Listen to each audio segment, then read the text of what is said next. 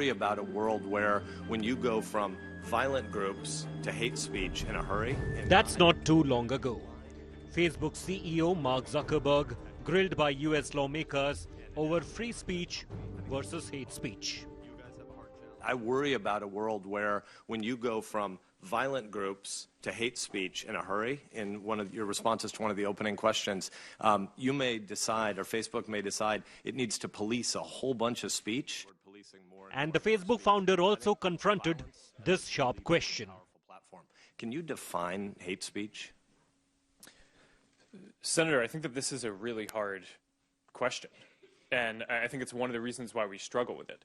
There are certain definitions that we have around calling for violence or let's just agree on that.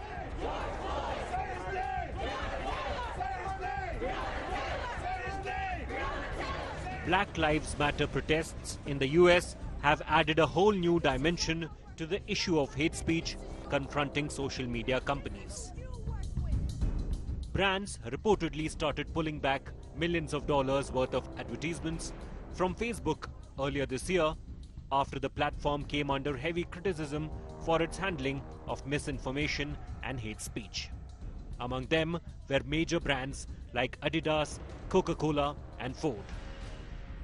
Facebook says it has intensified its crackdown on hate speech, insists that it removes malcontent at a faster rate than other platforms. That I don't know if you saw that showed that Facebook acts faster and removes a greater percentage of the hate speech on our services than other major internet platforms, including YouTube and Twitter. We're able to identify almost 90% of the hate speech that we remove before anyone even has to report it to us. We've also set the standard in our industry by publishing regular transparency reports so people can continue to hold us accountable for our progress. Facebook has also created an independent oversight board to moderate content. Its members are independent global experts empowered to take content-related decisions. Last week, Facebook also issued a statement on its new policy. Facebook says it's using artificial intelligence and automation and ranking prioritization of the most harmful content in order to make the platform safer and better. Other platforms such as Twitter and Google rely on community reporting for moderation of content.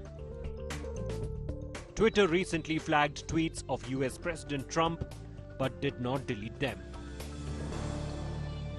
This form of content regulation might be more effective with high-profile handles, but it leaves space far too large for unregulated hate content and misinformation which remains unreported.